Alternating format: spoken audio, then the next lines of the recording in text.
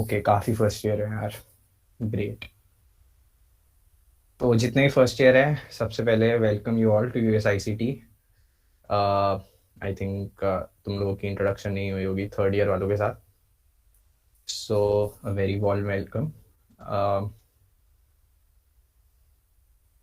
So can just everyone tell me how much of coding they know? Like, have they done any coding in the past? Any language, C, C++, Python, or even if they haven't done any coding, it's fine. They can just tell. I know React. Oh, nice. Python, C, C++, beginner. कोई नहीं. And can someone confirm should I continue in English only, or should I, switch between English and Hindi both? It's your choice. I'm fine with both. Both are fine. Both are fine. चलो बढ़िया, दोनों सही है. Great great. तो चलो शुरू करते हैं. ठीक है, एक स्क्रीन शेयर करूँगा.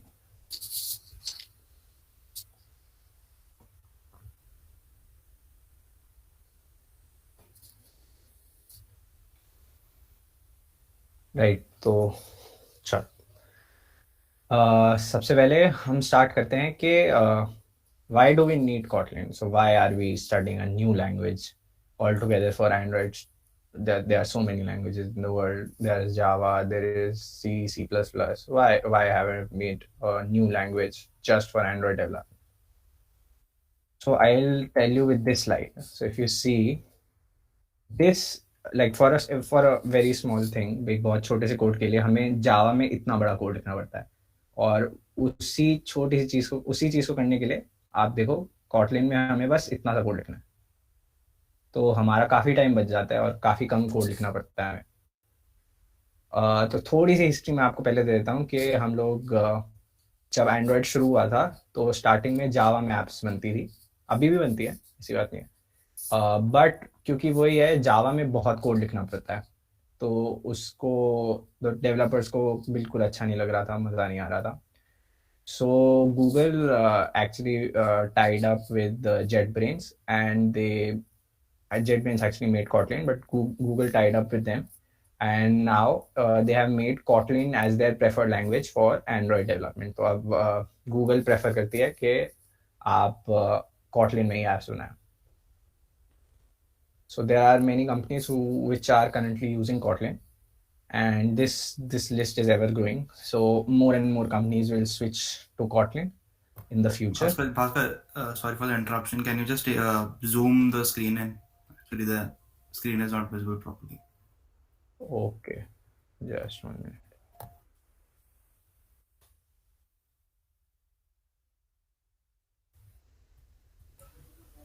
I don't think it is zooming.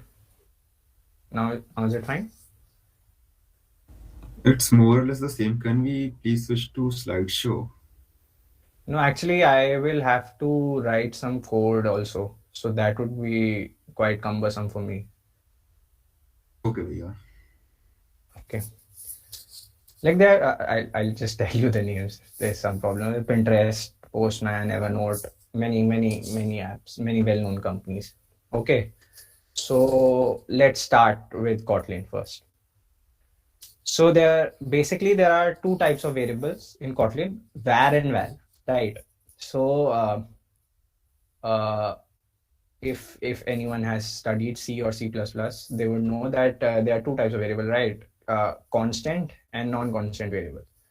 So constants are those whose value will remain the same in the whole program, and var is just a normal variable. Var is just a short form for variable, so its value can change, right? So another word for it is mutable. So var is mutable. It can mutate, it can change its value. And val is another name for constant, you can say, and it is immutable. So the value will, if once it is defined, it can't be changed. So I can show you. So firstly, all of you are watching it on your laptops, if I'm correct, or on your phones. Laptop भी है. Yeah, laptop so है you can Laptop just go to और- Google and write Google Playground. Sorry, Kotlin Playground. So this is a very helpful ID for Kotlin, which JetBrains has provided. So you don't need to download any software to understand and begin your journey with Kotlin, right? So have you opened? भैया URL कौन सा है? developers.google और JetBrains. नहीं, बस ये लिख दो आप Kotlin Playground Google पे. तो developers.google वाला जो आ रहा है उस पे कर दे. एक मिनट यार, मेरे को भी पता नहीं. ये वाला जो है तुम्हें दिख रहा हो तो Kotlin Playground. Okay. ये स्क्रीन खुलनी चाहिए बेसिकली कोई भी.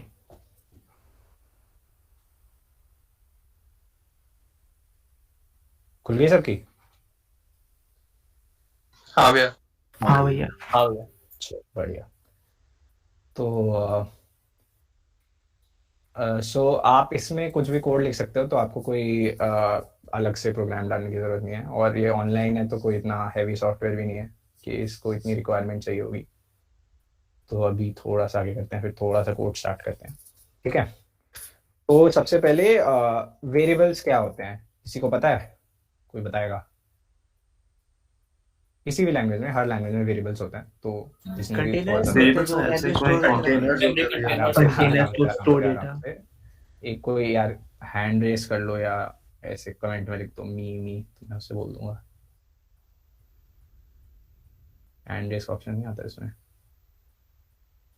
अच्छा, कोई एक बोल दो यार, कोई नहीं. They are containers in which we store values. हाँ, correct, very good. So variables are simply put together containers which can store values. So like in other languages, Kotlin also has the normal basic data types like int. So the value ranges from -2 raised to the power 31 to 2 raised to the power 31 minus 1. So this would be around 10 raised to the power 9. So minus 10 raised to the power 9 to 10 raised to the power 9. So if I need a number to be greater than that, I'll use a long. So that the value will range from -2 raised to the power 63 to 2 raised to the power 60. That would be around 10 raised to the power 80. And short will be this value minus 32,768 to 32,767, and byte is this. And if I want to store let's say decimal values, I'll use a float. So it can store a decimal number. And if I want to double the precision, that more digits, so I'll use a double. And if I need another character like from A to Z, or a number or a special character like semicolon or star, I'll use a char. And then there is a very special data type, one of my favorites, that is Boolean. So it only stores two values, true or false.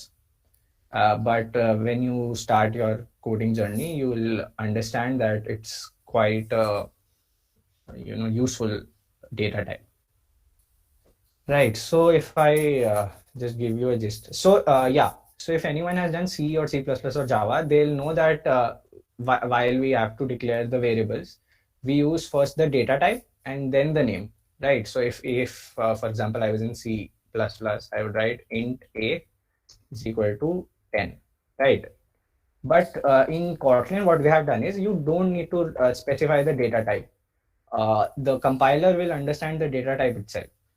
So if I write var a is equal to 10, then and if I now to print a value, there are two things. One is print.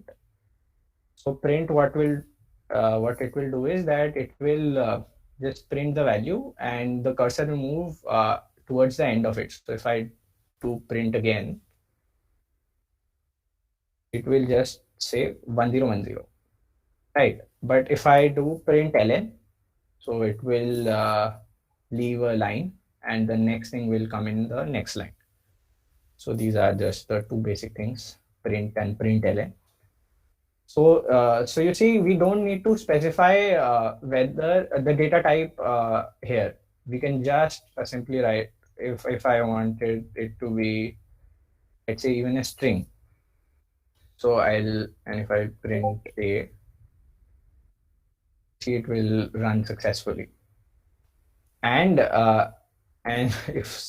I want to, assign it another value, then it will run too.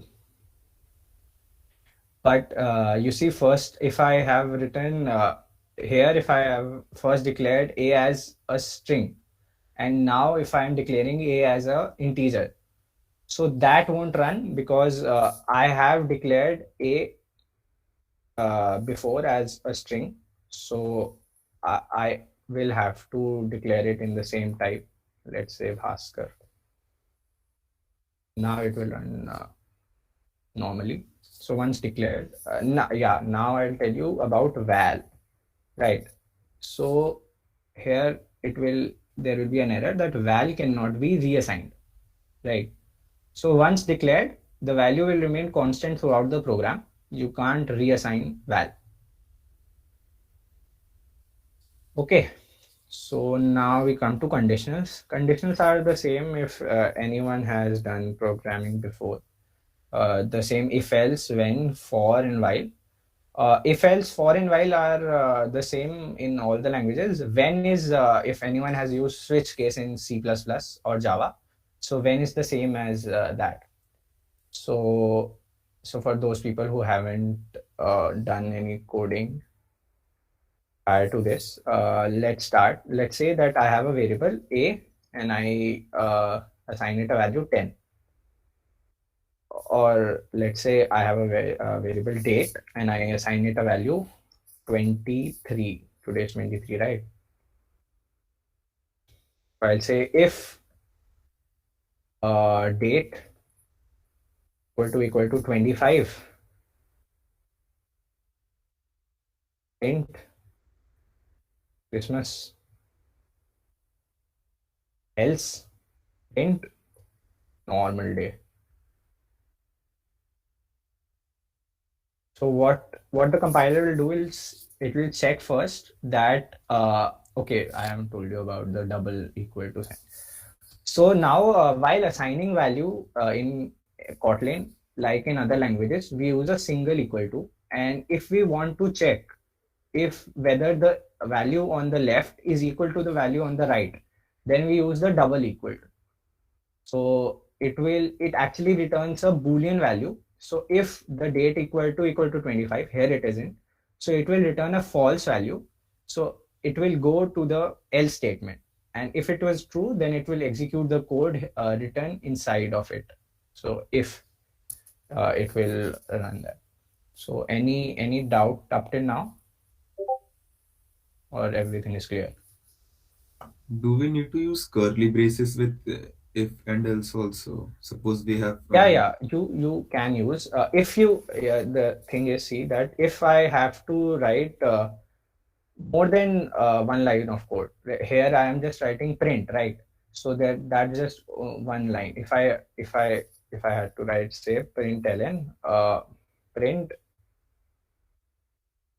Christmas, and I said print day.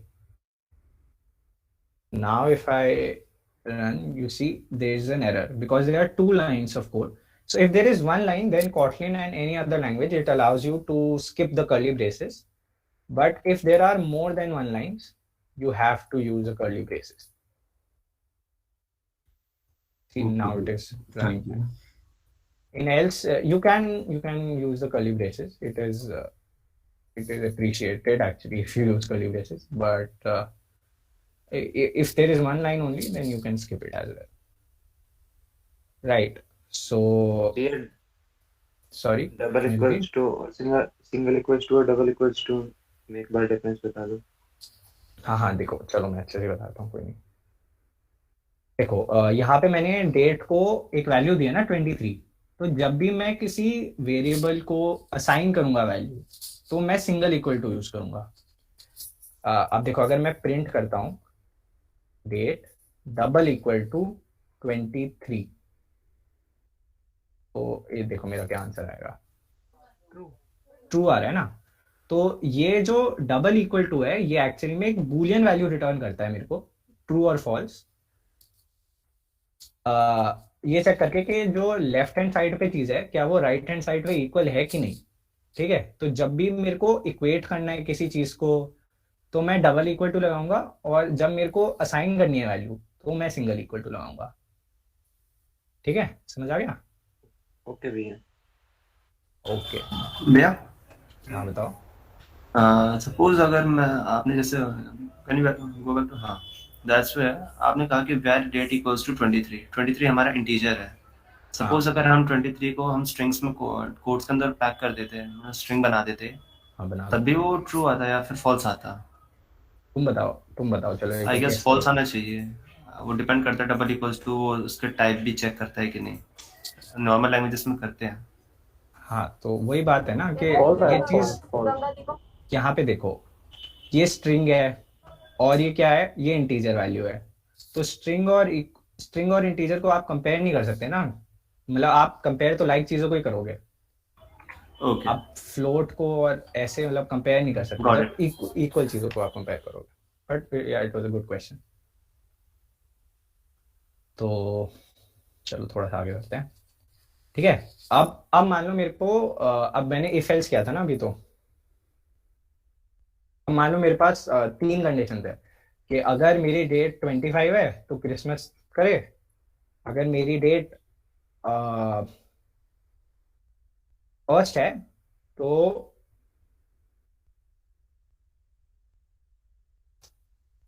Print करे new year, वरना अगर कुछ भी नहीं है तो normal day. तो इस तरह आप एल सिर्फ अगर पहली कंडीशन, अगर मान लो आपके पास एक से ज्यादा कंडीशन है तो आप पहली कंडीशन को इफ में रखोगे, बाकी सारी कंडीशंस को एल्स लगा के इफ में रखोगे, और जो भी आखिरी कंडीशन होगी उसको आप एल्स में लगा देना। ठीक है, तो ये था स्टार्टिंग इफ एल्स। रेंज में आपको थोड़ा आगे फॉर लूप में बताऊंगा। अब वेन की बात करते हैं। अब ठीक है, अब वेन में क्या है कि लेट्स से वैर कलर इक्वल टू ब्लू। अब मेरे को चेक करना है कि मेरे पास कौन सा कलर है, तो मैं क्या लिखूंगा, वेन कलर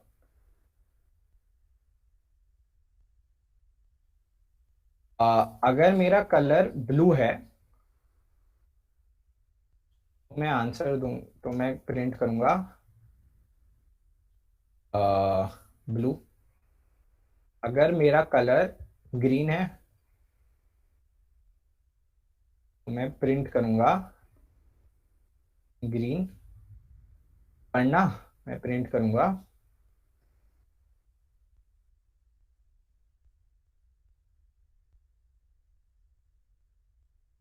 रॉन्ग। ठीक है, तो अभी ब्लू प्रिंट होना चाहिए। तो देखो अगर मेरे को ये इफ एल्स से लिखना पड़ता तो मेरे लिए कितना लंबा हो जाता ना। एक्चुअली मैं चलो तुम्हें थोड़ा सा वो देता हूँ मैं कि इस ये सेम कंडीशन को मेरे को इफ एल्स में लिख के दिखाओ चैट में। ये सेम जो चीज है ना कि अगर कलर मेरा ब्लू है तो ब्लू प्रिंट करो, अगर ग्रीन है तो ग्रीन प्रिंट करो, वरना रॉन्ग प्रिंट करो। इसको इफ एल्स में लिख के दिखाओ कोई जल्दी से।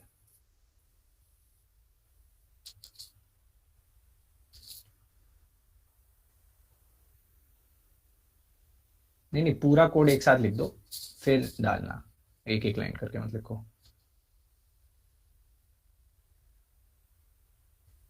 भैया हाँ। can you please tell again what we have to do? See, you have to write this conditional thing which I have written in when in if else. So you have to say, you have to first define a variable Okay, and then check that if the color is blue, then print blue. If the color is green, print green. Else print wrong.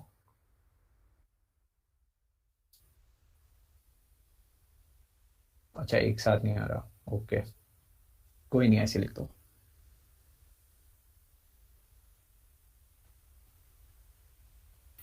भैया can you please show us the scheme where you put the question? कर देगी।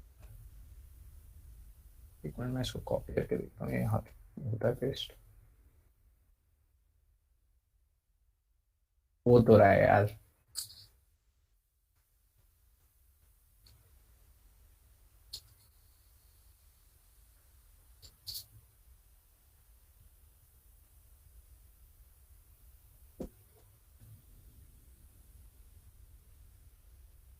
हाँ चलो, ये सही लिखा है। If colour is blue print blue, else if colour is green print green, else print wrong.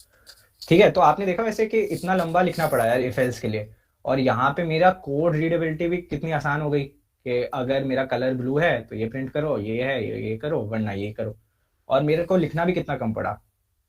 तो ये वेन काफी काम का आता है इस केस में। स्विच भी बिल्कुल same similar to this C plus plus में होता है, तो वो कोड रीडेबिलिटी बस अच्छी करता है मेरी, बाकी काम सबका सेम ही है। आपके ऊपर है, आप कुछ भी कर सकते हो जो आपको प्रेफरेबल हो, बट ये ऑफ कोर्स कंसाइज हो जाता है तो पढ़ने में काफी आसान रहता है। ठीक है, तो अब हम आते हैं फॉर लूप्स पे। तो अब मान लो मेरे को 1 to 10 नंबर्स प्रिंट करने हैं, ठीक है, तो मैं क्या करूंगा कि मैं पहले print 1 print 2 print 3 print 4 print 5 ऐसे प्रिंट 10 करूंगा। तो काफी काफी लंबा काम हो जाएगा मेरे को, अगर 100 नंबर प्रिंट करने तो हालत ही खराब हो जाएगी। तो इसके लिए हर लैंग्वेज में फॉर लूप होता है। तो कॉटलिन में काफी आसान चीज इन्होंने दी है कि आपको यहाँ पे, अगर जैसे मैं सी प्लस प्लस में होता तो मैं करता int C is 1, C is less than equal to 10 C plus plus. ठीक है, बट अब कॉटलिन ने क्या किया, यहाँ पे कर दिया सीधा सी इन 1 डबल डॉट 10। सो ये डबल डॉट से क्या करता है कि जो सी वेरिएबल है वो इनिशियल वैल्यू 1 लेगा और 10 तक जाएगा, और उन सारी वैल्यूज वो सी लेगा, तो ये बहुत इंक्लूसिव होगा। और मैं करूंगा कि क्या हो रहा है यार, प्रिंट प्रिंट एल सी। तो आप देखो 1 to 10 प्रिंट हो गए ना, तो मेरा काम काफी बच गया, और मेरे को क्या से 2 लाइन लिखनी पड़ी 1 to 10 प्रिंट करने के लिए। तो फॉर लूप इसके लिए काफी हेल्पफुल रहता है। अब मान लो मेरे को ऑड नंबर प्रिंट करने होते हैं, तो मैं क्या करता, कोई आंसर देगा? अगर अगर सी प्लस प्लस में या किसी भी लैंग्वेज में आपने लूप तो प्रिंट कर लिया 1 से 10, अब अगर आपको सिर्फ ऑड नंबर प्रिंट करने हैं 1 से 10 तक, तो क्या कैसे 1 से +2 करके बढ़ाते? सो स्टेप हम उसका एक एक्स्ट्रा बढ़ा देते हैं। नॉर्मल स्टेप 1 का होता है, हम उसको हम उसको 2 कर देते हैं। एक स्टेप स्किप कर देते हैं। या हाँ, जैसे एक सी step, प्लस प्लस बिल्कुल में सही बात है, एक आई step प्लस skip प्लस कर लिख के। नहीं आई प्लस प्लस से तो एक पाइथन में रेंज आगे होगा, आई प्लस इक्वल टू 2 लिखता है। तो अगर सेम आप बिल्कुल Python एक, कोई नहीं, बहुत अच्छा बताया किसी ने। एक इफ का स्टेटमेंट लगा देते, स्टेप एक इफ का स्टेटमेंट लगाते हैं।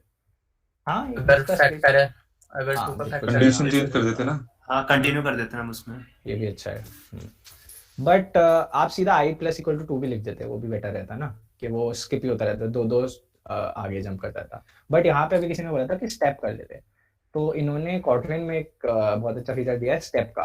तो स्टेप से आप, अब देखो इसका वैल्यू देखो आप, 1 to 9 सारे और नंबर प्रिंट हो गए ना, तो ये सेम वही चीज है, स्टेप मतलब वही आई प्लस इक्वल टू है, यहाँ पे सी प्लस इक्वल टू करूंगा मैं, तो 1 4 7 10 +3 +3 +3। ठीक है, समझ आ गया? भैया हाँ बताओ। जैसे हम पाइथन में करते हैं, तो जब उसमें फॉर लूप हम चलाते हैं, तो हम जब लिखते हैं फॉर रेंज 1 to 10, तो उसमें जो 1 तो होता है वो तो इंक्लूडेड होता है, लेकिन जो 10 होता है वो एक्सक्लूड हो जाता है।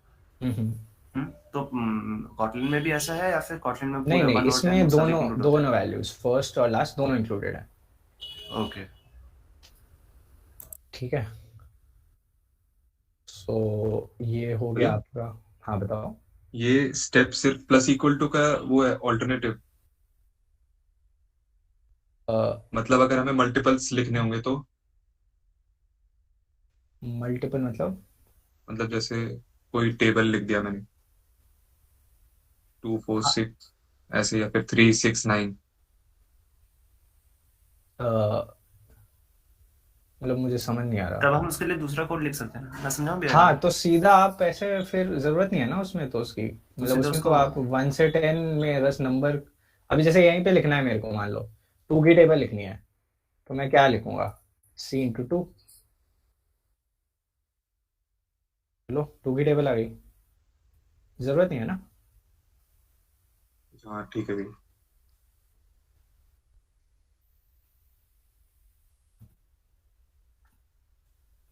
हाँ, वो भी कर सकते हो, ऐसे भी कर सकते हो। ठीक है, तो एक बार स्लाइड देख लेते हैं। तो देखो IN 1 to 5, तो फर्स्ट और लास्ट लेटर नंबर दोनों इंक्लूड होगा, तो वो सारा प्रिंट हो जाएगा। अब अगर मेरे को जैसे उल्टे नंबर लिखने होते, कि मान लो 10 से 1 लिखना होता, तो मैं C++ में ऐसा करता ना, I minus minus, for I is 10, I is greater than equal to 1, I minus minus. तो इन्होंने यहाँ पे क्या किया है, इन्होंने डाउन टू यूज किया है। इनफैक्ट देख लो, फॉर IN, जो फर्स्ट नंबर आपका जहाँ से स्टार्ट करना है और जहाँ पे खत्म करना है, तो वो वैल्यू, और डाउन टू। एक चीज यहाँ पे नोटिस करने की है कि हम कॉटलिन में कैमल केस यूज करते हैं। तो कैमल केस क्या है कि अगर आपको दो दो से ज्यादा वर्ड्स हैं, तो फर्स्ट वर्ड का जो फर्स्ट लेटर होगा वो हमेशा स्मॉल में होगा, और जो सेकंड से आगे जितने भी लेटर है वो सारे कैपिटल में होंगे। जैसे डाउन टू है, तो यहाँ पे डाउन टू का T स्मॉल नहीं है, कैपिटल है। तो ये आप आगे जब कॉटलिन करोगे भी तो आपको खुद दिखेगा। और ये प्रेफर भी करते हैं लिखना, क्योंकि रीडेबिलिटी इससे कोड की बढ़ जाती है। तो आप जब अपने वेरिएबल्स का नाम भी दो, जैसे माई नेम लिखो अगर, तो प्रेफर ये करना कि ऐसे लिखना, वैर माई नेम इंस्टेड ऑफ वैर माई नेम, क्योंकि उससे फिर पता नहीं चलता ना कि स्पेस कहाँ पे है। मतलब हम अंडरस्कोर भी दे सकते हैं, बट क्यों हम अपना एक्स्ट्रा स्पेस यूज करें। तो हम जो सेकंड वर्ड से आगे भी, अगर मान लो माई नेम इज ऐसे करना है, तो सेकंड वर्ड से जो उसका फर्स्ट लेटर होगा वो हमेशा कैपिटल करना। ये हम यूज करते हैं नोटेशन कॉटलिन में। ठीक है, तो सॉरी, तो डाउन टू, में इंडेंटेशन का कोई खास ध्यान नहीं रखना, जैसे वेर वाला जो स्टेटमेंट है उसके नेक्स्ट स्टेटमेंट सिर्फ एक स्टेप छोड़ के रहे। हाँ नहीं नहीं, इसमें कुछ ऐसा सेमीकोलन, तुम्हारी मर्जी है सेमीकोलन लगाओ ना लगाओ। मैं वही कहा ना, कॉटलिन इन्होंने बनाई इसलिए है क्योंकि जावा में लोग इतना थक गए थे, क्योंकि एक तो इतना लंबा लिखना पड़ता था, इतने सारे रूल्स फॉलो करने पड़ते थे। इसमें आप देखो, कभी कहीं में मैंने लगाया है सेमीकोलन, तभी भी काम बिल्कुल सही चल रहा है ना। अब मैंने, जब मैं वेरिएबल डिक्लेयर कर रहा हूँ तब भी मैं सेमीकोलन नहीं लगा रहा। तो इसमें आप बस नेक्स्ट लाइन में लिख दो, कोई टेंशन की बात नहीं और है। हर मैं क्या स्टेटमेंट से कर रहा था, पहले स्पेस जो छोड़ना पड़ता है एक पर्टिकुलर, क्या मतलब, इंडेंटेशन क्या रह गया वो? इंडेंटेशन कह रहा हूँ भैया, स्पेस छोड़ना पड़ता है स्पेस मतलब? छोड़ना पड़ता है जैसे पाइथन इंडेंटेशन में। होती है। यहाँ पे ज्यादातर बच्चे यार पाइथन पाइथन पढ़ के फिर आए हैं ना, बात ही नहीं है। इसलिए ये पाइथन में इंडेंटेशन लगाते थे, यहाँ पे पूछ ज्यादा रहा तुम है। बच्चे फर्स्ट ईयर में पाइथन पाइथन पढ़ रहे हो? स्कूल में नहीं, नौकरियां मैंने स्कूल स्कूल में में कर पाइथन लिया पढ़ के आए स्कूल हैं में ना। पाइथन पढ़ी थी, ओके। हाँ, हमारे में भी था, हमारे में C++ था एक्चुअली। अच्छा, मेरे को पाइथन का पता नहीं यार एक्चुअली, तो मैं बता नहीं सकता तुम्हें भी। नहीं भैया, उसमें एक्चुअली वो लूप्स के अंदर हिमेश, ब्रैकेट्स अगर कुछ नहीं होते हैं। पाइथन आते हैं तेरे को तो तू बता सकता है, तो बता।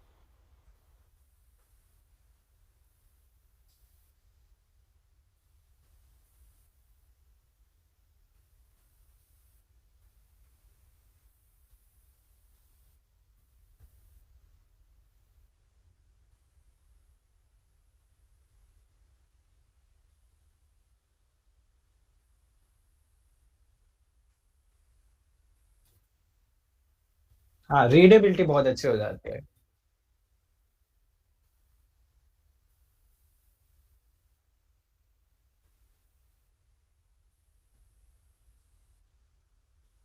ये ओके हिमेश ने सर। एक्चुअली काफी अच्छी बात की कि एक्चुअली में अब जब तुम मतलब कहीं जॉब करोगे, तो तुम सिर्फ अपनी खुद से एक वेबसाइट नहीं बनाओगे ना।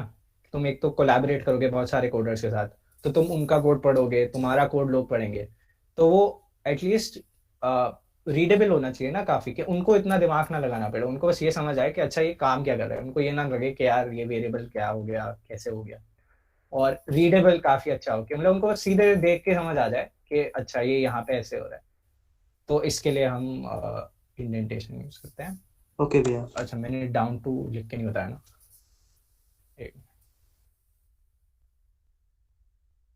स्टेप बता दिया मैंने, और बस डाउन टू बचा है ना। Let's say 10 down to. अब इसमें वही देखना कि स्टार्टिंग में गलती होगी कि डाउन टू में तुम्हारा वो वही सेकंड वाले को अगर तुम लिखोगे नहीं कैपिटल लेटर से तो वो गलती होगी, कोई नहीं। देखो डाउन टू में, अच्छा ये मैंने बताया, तो इसको ही नहीं, ये करते रहोगे तो हट ही जाएगी। तो यहाँ पे देखो वही उल्टी टेबल प्रिंट हो गई 2 की, ठीक है। तो ये था हमारा for loop. Similarly while loop, while loop क्या करता है कि एक कंडीशन होती है, उसको वो चेक करता रहता है हर बार कि क्या वो ट्रू है या नहीं। चलो जैसे मैं आपको दिखाई देता हूँ, तो हम ये करते हैं 1 से 10 ही प्रिंट करते हैं। Let's say number equal to 10 या 1, चलो। while number is less than 10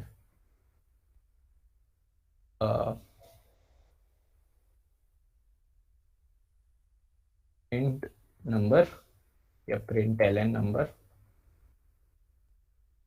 plus plus. तो इसमें देखो इसमें 2-3 चीजें आपको चलो मैं बताता हूँ, इनको अभी प्रोग्रामिंग नहीं आती इतनी। ये जो प्लस प्लस होता है ना, इसको कहते हैं हम पोस्ट इंक्रीमेंट ऑपरेटर। तो ये क्या करता है, इसको बस लिखने का तरीका है कि मैं ऐसा कर रहा हूँ कि number equal to number plus 1। अब ये इससे लिखने से बेहतर मैं बस लिख देता हूँ नंबर प्लस प्लस, तो जो उसकी वैल्यू है वो इंक्रीज हो जाएगी। अब अगर मान लो मैं एक चीज और लिख सकता हूँ, प्लस प्लस नंबर, ठीक है। इससे आप देखो प्रिंट क्या हो रही है चीजें, इससे भी अभी यहाँ पे तो सेम ही प्रिंट हो रहा है। तो इसमें एक्चुअली में पोस्ट इंक्रीमेंट और प्री इंक्रीमेंट में क्या फर्क होता है कि ये क्या करेगा कि नंबर को, अभी नंबर की वैल्यू जो है वो सेम होगी, जैसे अभी यहाँ पे 1 है, तो जब जब ये नेक्स्ट इसकी इटरेशन में जाएगा तो वो उसको ऐड कर देगा। पर जो प्री इंक्रीमेंट होगा ना, वो तभी उसकी वैल्यू इंक्रीमेंट कर देगा। ये डिफरेंस होता है, बट अभी थोड़ा सा हम उसके बारे में बाद में डिस्कस करेंगे। ये वाइल लूप समझ आ गया ना वैसे सबको, कि वाइल लूप देखो इसमें हो क्या रहा है कि एक मिनट बस, यहाँ पे जब मैं ये प्रिंट कर रहा हूँ तो ये हर बार चेक कर रहा है कि 1 क्या लेस देन 10 है। तो मेरा आंसर आया कि हाँ सही है, तो ये अंदर गया, इसने 1 प्रिंट कर दिया और इसने 1 को बढ़ा भी दिया। फिर इसने फिर से चेक किया कि क्या अब मेरा वैल्यू, नंबर की वैल्यू 2 हो गई, तो इसने चेक किया क्या 2 लेस देन 10 है, हाँ है, तो इसने 2 प्रिंट कर दिया। फिर इसने चेक किया कि क्या 3 लेस देन 10 है, तो हाँ है, तो इसने 3 प्रिंट कर दिया। तो ऐसे ये 9 तक गया, 9 क्या लेस देन 10 है, हाँ है, तो इसने 9 प्रिंट कर दिया। अब वैल्यू हो गई 10, क्या 10 लेस देन 10 है, नहीं है, तो बस ये इससे बाहर आ गया। तो अब एक चीज बताओ, अगर मैं यहाँ पे करूं प्रिंट नंबर तो मेरा क्या क्या आएगा आउटपुट? 9 10 ही आएगा। 10 आएगा। 10 आएगा 10 आएगा कि 9 आएगा, सोचो बताओ। 10 ही आएगा। 10 10 आएगा 10 आएगा भैया, 10 आएगा। लूप से बाहर आया है। 10 भैया 10। देखो 10 आया ना, 9 जिसने बोला कोई नहीं। देखो जब 9 तो 9 जब नंबर हुआ तो 9 फिर 9 लेस देन, ठीक है सर, समझ गया 9 प्रिंट, ठीक है, समझ गए। तो अच्छा भैया, हाँ बताओ। भैया नहीं समझा, एक ये बार जो- समझाना, एक बार समझाना है भैया। अच्छा नहीं समझा, हाँ कोई नहीं। देखो अभी नंबर की वैल्यू मान लो 8 है, ठीक है, हम अभी जाएंगे 8 है, तो 8 लेस देन 10 है, तो हमने 8 प्रिंट कर दिया यहाँ पे और नंबर की वैल्यू बढ़ा दी, अब नंबर हो गया 9, ठीक है। अब उसने चेक किया क्या 9 लेस देन 10 है, हाँ है, तो उसने 9 प्रिंट कर दिया और उसने नंबर की वैल्यू बढ़ा दी, तो अब नंबर की वैल्यू 10 हो गई। अब उसने चेक किया क्या 10 लेस देन 10 है, तो 10 लेस देन 10 तो होता नहीं है, 10 इक्वल टू 10 है, तो बस वो बाहर आ गया।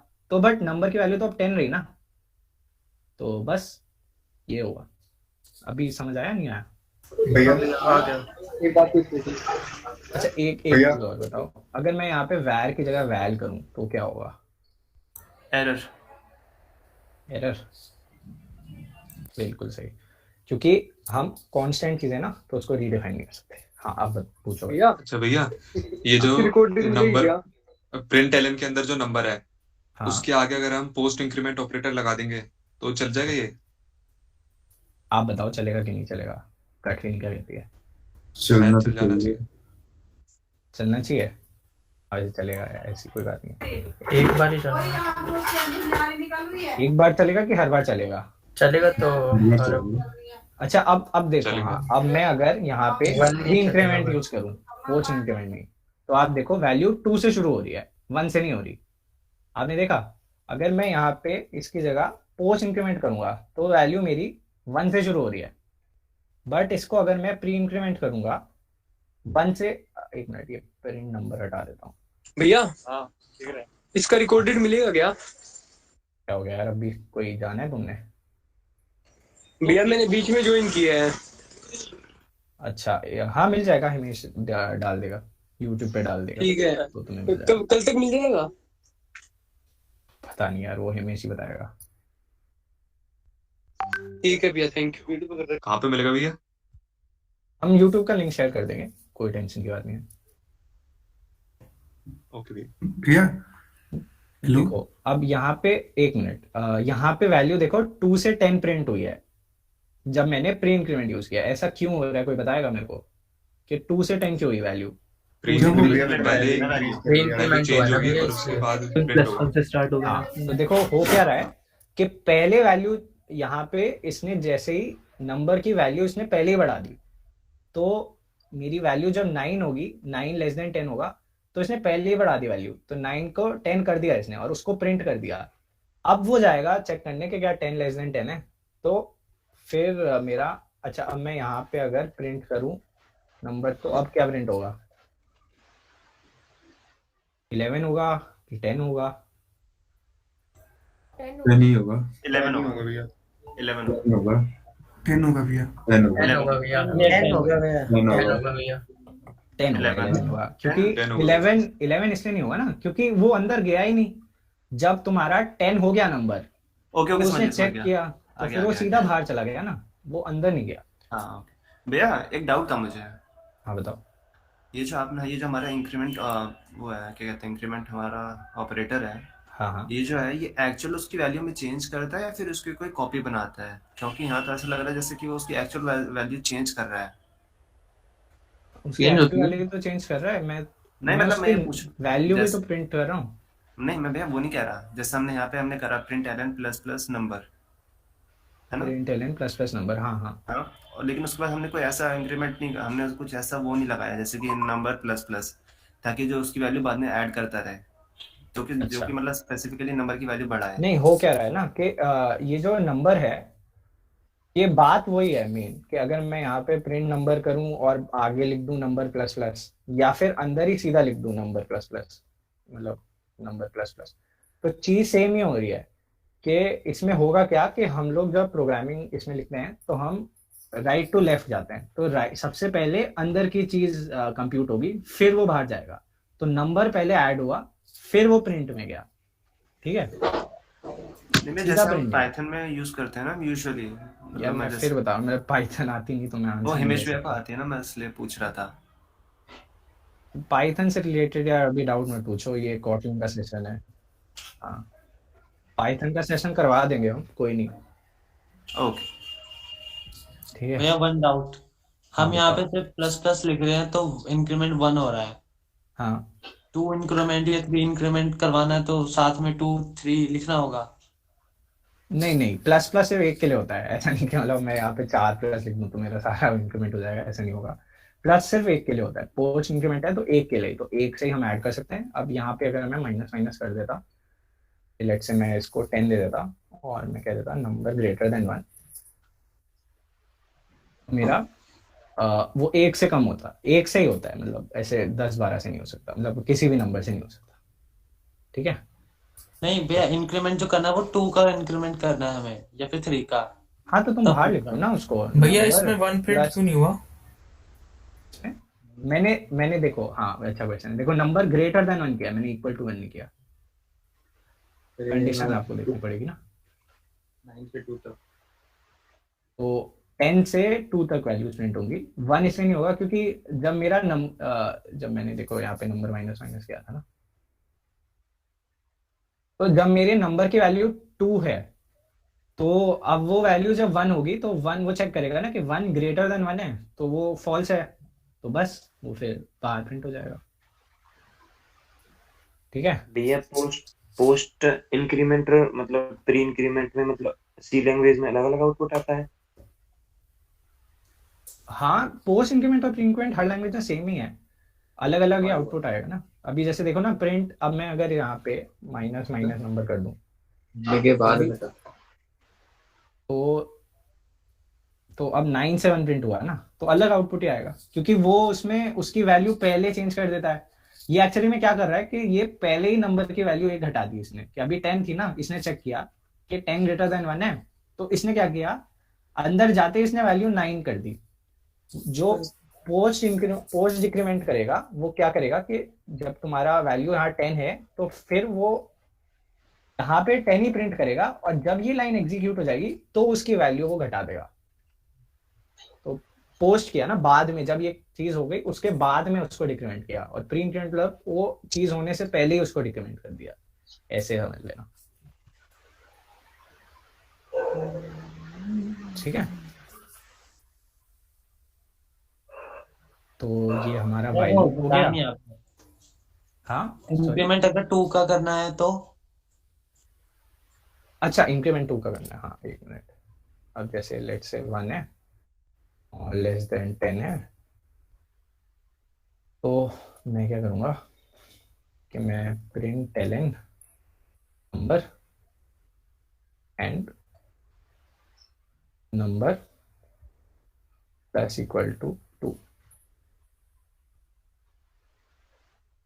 तो ये 2 का इंक्रीमेंट हो गया ना। प्लस इक्वल टू में क्या होगा, ये चीज एक्चुअली में कहना क्या चाहती है, अगर मैं इसको ऐसे लिखूं, मैं लिखना चाहता ये लिखना चाहता हूँ नंबर इक्वल टू जो उसकी वैल्यू है उसको मैं 2 से ऐड कर दूं, ये लिखना चाहता हूँ ना मैं, ये नंबर इक्वल टू जो उसकी पहले वैल्यू थी उसको मैं 2 से बढ़ा दूं, है ना। तो इसको मैं शॉर्ट फॉर्म में ऐसे लिख सकता हूँ, नंबर प्लस इक्वल टू। तो इसका मतलब वही है कि मैं वही कह रहा हूँ कि नंबर की जो पहले वैल्यू थी उसको 2 से बढ़ा दो, तो इसको हम ऐसे भी लिख सकते हैं, नंबर प्लस इक्वल टू 2। तो ये यहाँ पे 2 की इंक्रीमेंट, ऐसे ही आपको अगर यहाँ पे 5 की इंक्रीमेंट करना है तो आप 5 लिख दो, जो जैसे भी करना है आप कर सकते हैं। ठीक है, तो अब हम आते हैं कलेक्शंस पे। तो अब मान लो, अब ये तो चीज मेरे को समझ आ गई कि ये नंबर्स है। अब मान लो मेरे को ऐसा करना था कि मेरे को 5 कलर स्टोर करने हैं, ठीक है, तो मैं उसके लिए क्या करूंगा, मेरे को 5 वेरिएबल बनाने पड़ेंगे।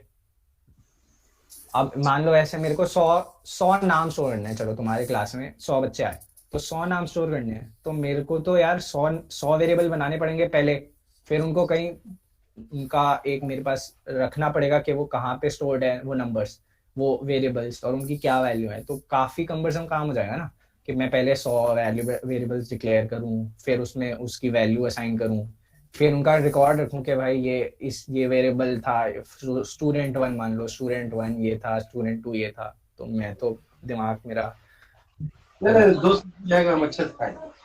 अरे दोस्त हो जाएगा ना। तो मैं क्या करूंगा कि मैं लिस्ट यूज कर सकता हूँ। तो लिस्ट क्या होती है, एक कलेक्शन ऑफ थिंग्स। अब जैसे आपने पहले अगर किसी ने पढ़ा होगा तो जैसे एरे होता है किसी में, तो हम क्या करते थे कि इंट जो भी उसका डेटा टाइप होगा उसका नाम, और एरे में उसको डिक्लेयर कर देते साइज से। यहाँ कॉटलिन ने क्या अच्छी चीज की है कि आपको सीधा करना है लिस्ट ऑफ, वही देखो आप ऑफ का ओ कैपिटल है ना, तो ये आप देखते रहना, और इसके अंदर अब अभी नंबर की जगह मैं लिख देता हूँ कलर्स, लिस्ट ऑफ कलर्स मेरा हो गया ब्लू, ग्रीन और लेट्स से ब्लैक। ठीक है, अब मेरे को प्रिंट करना है colours.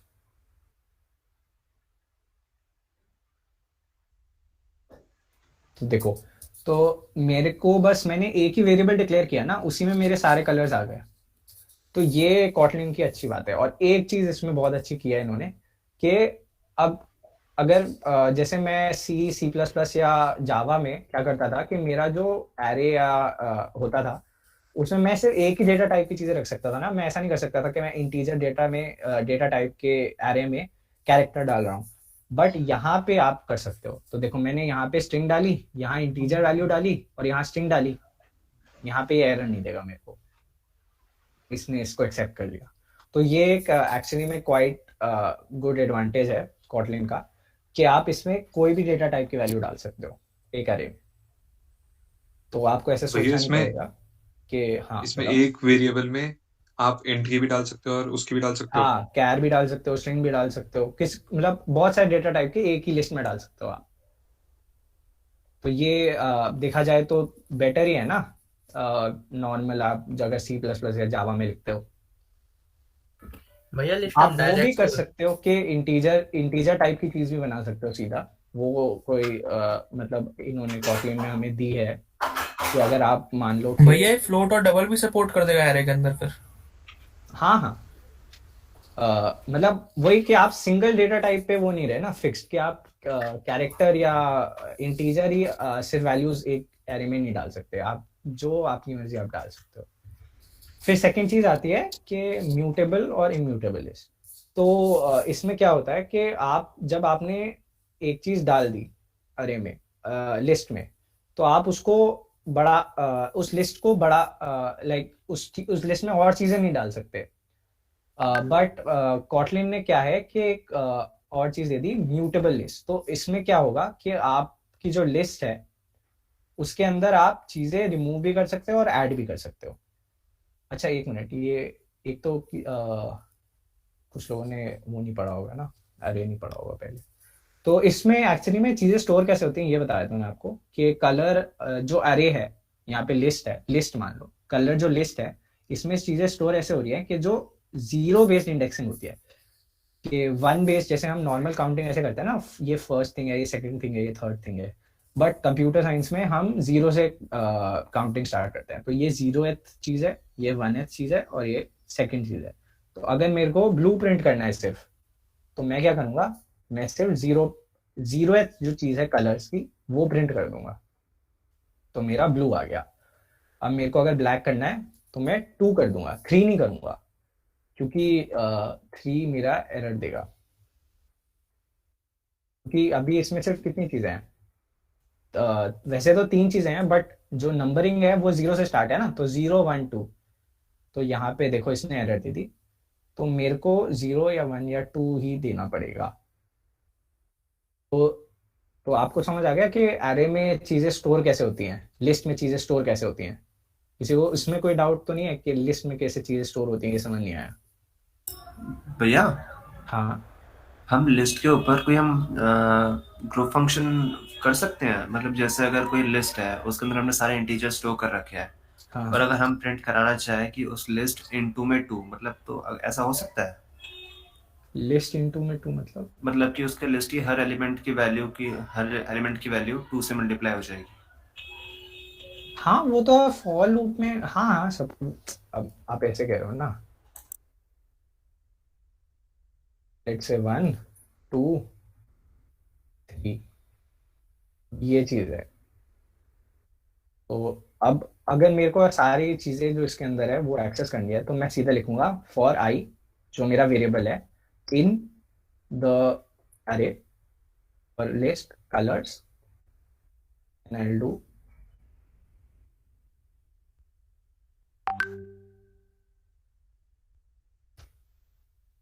int ln I. So this will give me 1 2 3. अब नाउ इफ आई, जैसे आपने कहा कि उसकी वैल्यू 2 करनी है, तो मैं यहाँ पे i स्टार 2 कर दूंगा, तो मेरा मल्टीप्लाई बाय 2 हो जाएगा।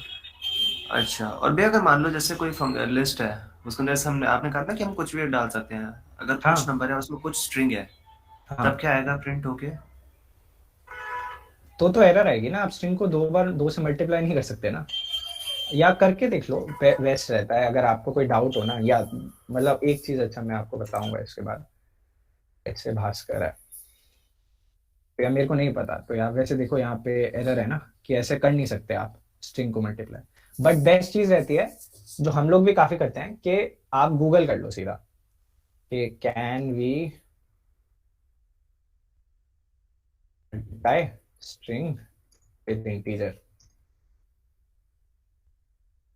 इन Kotlin। तो स्टैक ओवरफ्लो एक काफी अच्छी साइट है, इस पे आपको ऑलमोस्ट हर जो आपकी क्वेरी होगी वो किसी आदमी ने पहले पूछी होगी, तो यहाँ पे आपको मिल जाएगा। तो वैसे मैं अभी आपको ये बताता हूँ कि नहीं कर सकते ऐसे, एरर आएगी, क्योंकि नंबर को आप मल्टीप्लाई कर सकते हो ना। ऊपर भी आपने देखा होगा जब हमने वो दो चीज़ों को कंपेयर कर रहे थे, हम स्ट्रिंग को 2 से कंपेयर कर रहे थे तो एरर दे रहा था। ओके तो वो है, तो ठीक है। अब अरे अरे में क्या है कि अरे का साइज फिक्स्ड है, तो आपने जब एक बार डिक्लेयर कर दिया अरे को तो उसके बाद हम उसकी साइज को वो नहीं कर सकते, बड़ा नहीं कर सकते, बट जो उसके अंदर एलिमेंट्स है उनको हम चेंज कर सकते हैं। और बाकी सेम अरे में भी वही है, तो आप देखो कि म्यूटेबल अरे नाम की कोई चीज नहीं होगी, बट नॉर्मल अरे हो सकता है। तो अरे में, और ये अब मान लो मेरे दिमाग में आया एक क्वेश्चन कि डिफरेंस क्या है लिस्ट और अरे में, तो मैं क्या करूंगा, सीधा लिखूंगा डिफरेंस बिटवीन, मतलब गूगल करना काफी अच्छी एक आर्ट है, आर्ट कैसे या स्किल है जो कि एक डेवलपर को आनी चाहिए, क्योंकि आप कितनी चीजें याद रखोगे। तो बेस्ट है कि आप ऐसे जो भी आपके मन में डाउट आए कॉटलिन में, और बेटर है जैसे मैंने आपको बताया कॉटलिन गूगल कॉटलिन यूज कर रहा है, तो इसलिए आपके काफी डाउट सीधा उन्होंने क्या लिखा, लिस्ट एंड क्या नाम था, अरेना इन कॉटलिन, इन्होंने सॉल्व किए ही होंगे। देखो ये है ना, तो ये देखो ये आंसर उन्होंने दिया हुआ है, और ये एटलीस्ट 400 पीपल ने अपवोट किया है, तो 400 लोगों ने कहा है कि सही है, तो आप इसको पढ़ सकते हो। तो यहाँ से आपको समझ आए, तो अभी जो भी मैं कह रहा हूँ कि लाइक आप पढ़ते हुए कॉटलिन को या कोई भी लैंग्वेज को पढ़ते हुए आपके दिमाग में अगर कोई भी डाउट आए तो बेस्ट थिंग है आप कि सीधा गूगल कर लो, किसी से पूछने की जरूरत नहीं है, मतलब पूछ सकते हो अपने दोस्तों के साथ, वैसे तो पीयर ग्रुप बनाओ अच्छा रहता है, बट बेस्ट थिंग है कि आप सीधा गूगल करो। और काफी साइट्स होती हैं, स्टैक ओवरफ्लो एक काफी अच्छी साइट है जिसपे आपको काफी सारे आंसर आपके मिल जाएंगे, क्योंकि होता क्या है कि काफी लोगों ने वही सेम चीज क्वेश्चन पूछा हुआ होता है पहले, क्योंकि काफी लोगों के दिमाग में सेम दिमाग चलता है काफी लोगों के, तो जिसने पूछा है ना कि डिफरेंस बिटवीन लिस्ट एंड अरे टाइप्स, तो ऐसे आप कर सकते हो। हमारा टाइम खत्म हो रहा है, वैसे जल्दी करना पड़ेगा थोड़ा सा। सिमिलरली अगर मेरे पास दो अरे हैं, तो जैसे मैंने आपको बताया अरे, सिर्फ अरे मतलब आप या तो अरे ऑफ कर सकते हो, या अगर मैं इसको ऐसे डिक्लेयर करूं कि वैर इंट अरे ऑफ, अब यहाँ पे लिखूंगा 1, अब यहाँ पे जो वैल्यूज होंगी वो मेरी सिर्फ इंटीजर ही हो सकती हैं। वो यहाँ पे अगर मैंने क्या कुछ लिख दिया, अच्छा हाँ मैंने गलती कर दी, देखो देखो फर्स्ट लेटर स्मॉल होगा और सेकंड से सारे बड़े होंगे, ये हमें ध्यान रखना है। यहाँ पे देखो अभी सही चल गया ना, तो यहाँ पे अगर मैं इसको मान लो स्ट्रिंग कर दूं तो ये मेरे को एरर दे सकता है, क्योंकि मैंने यहाँ पे डिक्लेयर कर दिया पहले कि मेरा सिर्फ जो अरे होगा वो इंटीजर ही होगा। तो यहाँ पे मैं ऐसा नहीं कर सकता कि स्ट्रिंग करूं या कोई और बूलियन डाल दूं या फिर लॉन्ग डाल दूं, ठीक है। बाकी आई थिंक यहीं तक रखें इमेज, टाइम हो गया है। थोड़ी सी चीजें मैं आपको, हाँ मैं स्लाइड्स आपको हाँ भेज दूंगा। और बेस्ट थिंग ये है कि जैसे मैंने आपको बताया कॉटलिन, गूगल ने कॉटलिन का मतलब गूगल अब ऑफिशियली कॉटलिन को सपोर्ट कर रहा है, तो हमने हिमेश इनको भेजा हुआ है क्या, जो वो कोर्स था गूगल वाला, जिसमें सारी चीजें सिखाई गई है। अच्छा मेरे पास शायद लिंक है नहीं उसका। Kotlin code labs.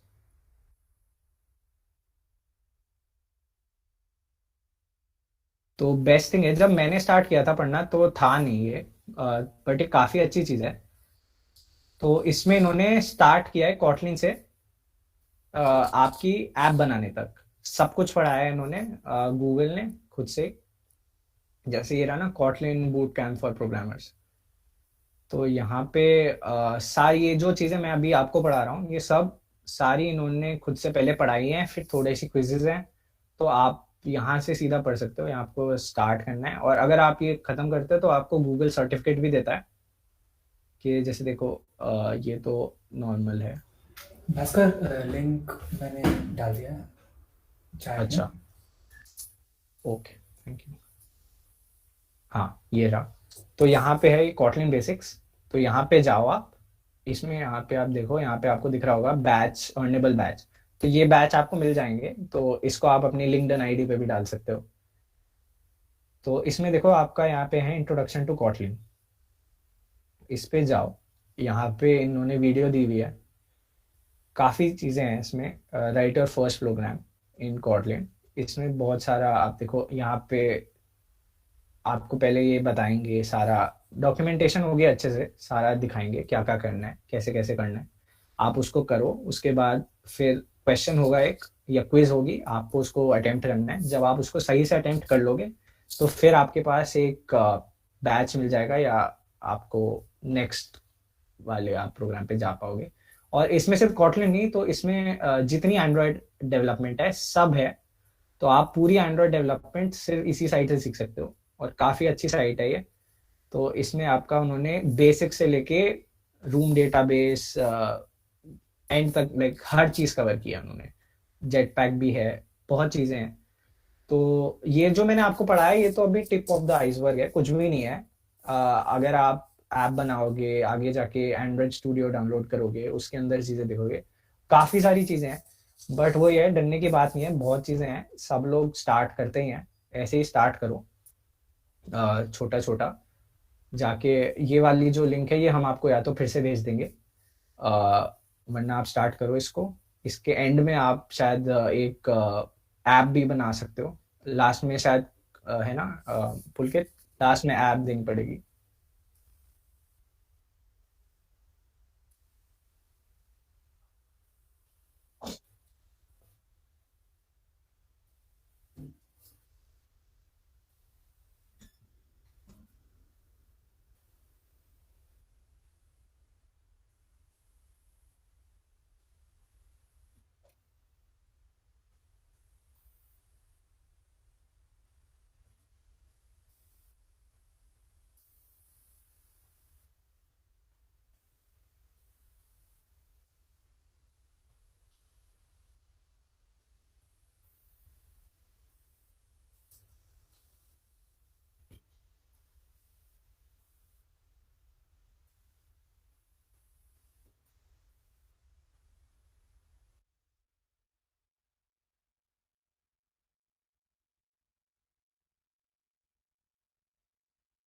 भैया एक डाउट था, एक्चुअली वो स्टार्टिंग में पूछना चाहिए था, बट जैसे आप पूछ रहा हूँ अब ध्यान में आया तो, कि Kotlin को सीखने के लिए कोई प्री रिक्विजिट है? मतलब जैसे बोलते कि जावा अगर तुम्हें बेसिक्स आती है तो ज़्यादा अच्छे से Kotlin सीख पाओगे, या फिर ऐसे?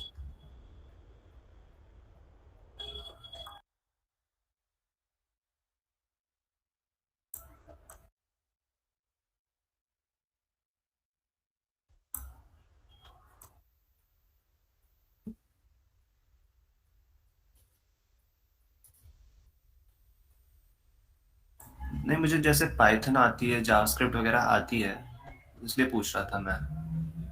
नहीं मतलब ऐसा कोई प्री रिक्विजिट नहीं है। अच्छी बात है अगर आपको प्रोग्रामिंग आती है तो आपको लाइक फॉर लूप्स पहले से ही आते होंगे, वाइल लूप्स पहले से ही आते हाँ, ये होंगे, तो तो आते आपको हैं। वो सब सीखना नहीं पड़ेगा।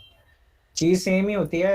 अगर आपको मेन बेसिक्स आते हैं तो उसके बाद आपको लैंग्वेज सीखने में उतना टाइम नहीं लगेगा। अच्छा रहता है अगर आपको आता हो, बट अगर नहीं आता तो कोई प्रॉब्लम की बात नहीं है, आपको आ जाएगा। एक्चुअली कॉन्सेप्ट सेम रहते हैं, बट जो उनका इम्प्लीमेंटेशन है वो डिफरेंट लैंग्वेजेस में चेंज होते रहता है, but the concept remain same कि अगर एक लूपिंग स्टेटमेंट है वो बार बार लूप करेगी तो वो कॉन्सेप्ट सेम रहते हैं, बस उनको लिखने का वे डिफरेंट होता है। भैया एक ऐप डेवलपमेंट से मेरे को डाउट था, मतलब जैसे हम वेबसाइट जैसे वेब डेवलपमेंट करते हैं तो वेबसाइट जो होती है हम वो डिप्लॉय कर सकते हैं, मतलब ऑनलाइन हम डिप्लॉय करते हैं तो हम फ्री सर्वर्स भी मिलते हैं तो हम वहाँ पे डिप्लॉय कर सकते हैं जैसे गिटहब वगैरह पे, ठीक है। लेकिन एंड्रॉइड में हम जैसे अगर हमें डिप्लॉय करने हो तो या तो हमें प्ले स्टोर पे कर सकते हैं हम प्ले स्टोर की, लेकिन हमें शायद इनिशियल फीस देनी पड़ती है समथिंग अराउंड 2000 रुपीज के आसपास। हम्म,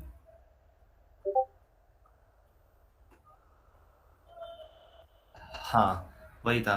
तो मतलब अगर हम इसके अलावा कोई और है कि मतलब जहाँ पे हम अपने प्रोजेक्ट्स को हम शोकेस कर सके या फिर हम ऑनलाइन कर सकें।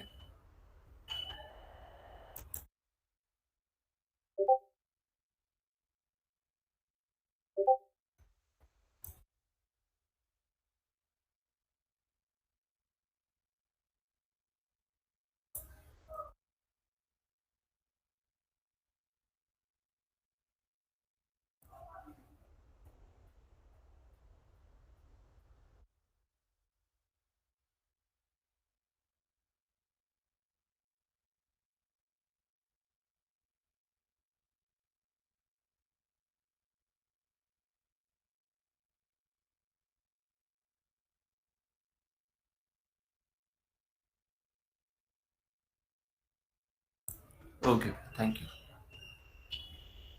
भैया मेरे को भी एक डाउट है। जैसे मैंने अभी स्टार्ट सी सीखना स्टार्ट किया है, तो ये पॉसिबल है कि सी और कॉटलिन दोनों साथ में सीखे या फिर सी को थोड़ी देर के लिए रोक दूं?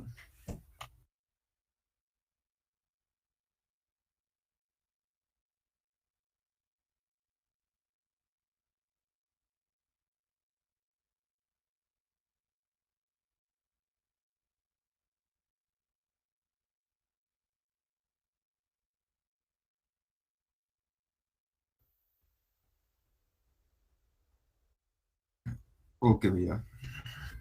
भैया कॉटलिन भैया मेरा ये कॉम्पिटिटिव में आती है? हाँ जी भैया, कॉटलिन लैंग्वेज कॉम्पिटिटिव प्रोग्रामिंग में आती है जैसे जी सॉक या इन सब में?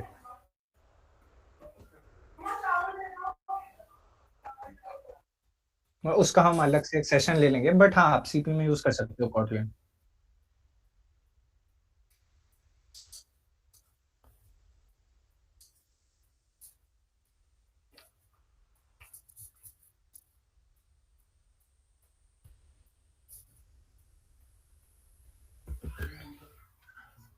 हाँ भैया मेरा ये डाउट है कि मैं जैसे फ्लटर कर रहा था अभी, तो फ्लटर और कॉटलिन दोनों ही मतलब ऐप डेवलपमेंट में काम आती है, तो मैं कौन से करूँ फिर?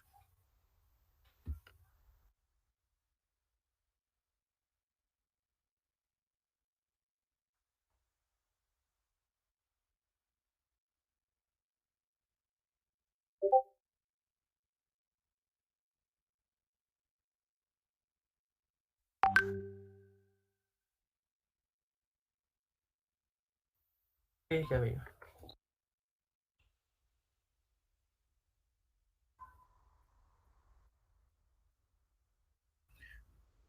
भैया iOS ऐप डेवलपमेंट में भी कॉटलिन वर्क करता है या फिर उसके लिए?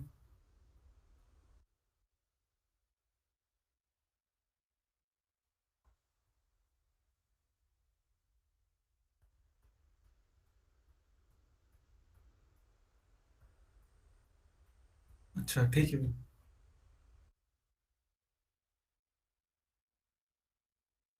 नहीं भैया। भैया वो जो कॉटलिन भैया वाला ये कोर्स है उसमें हमें कितना टाइम लगेगा ऑन एन एवरेज?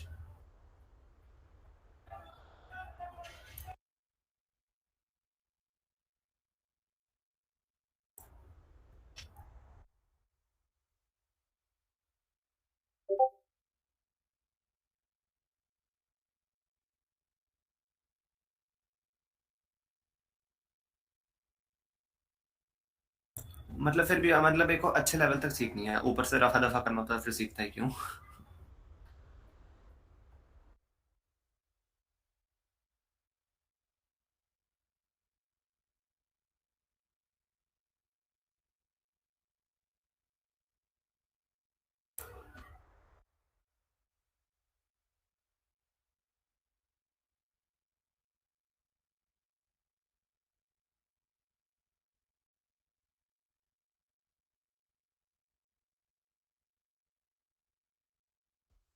और भैया इसकी इसकी रीच भी भैया थोड़ी सी कम हो जाती है, जैसे एप्स उतनी सर्कुलेट नहीं हो पाती, और प्ले स्टोर के थ्रू अगर जाना हो तो मतलब कोई ऑप्शन जिससे बढ़ सके रीच इसकी।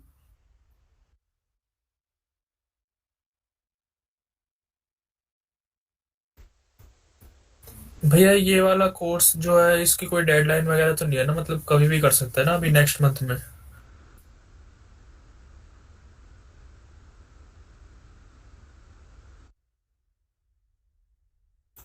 भैया अगर मान आपकी लो आवाज कट गई थी भैया, दोबारा बता दो एक बारी।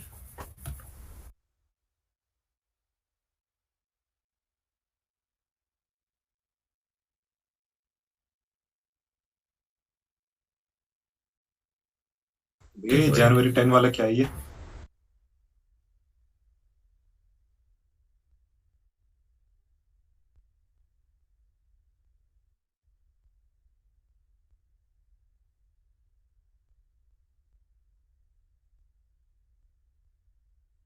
ठीक है भैया। हाँ भैया।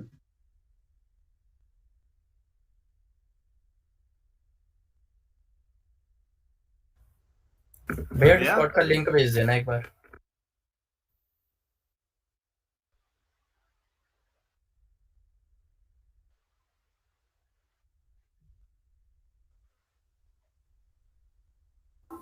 थैंक यू भैया। थैंक यू भैया। थैंक यू भैया। थैंक यू भैया। चलो भाई, थैंक यू भैया। अच्छे से करो एंड्रॉइड डेवलपमेंट।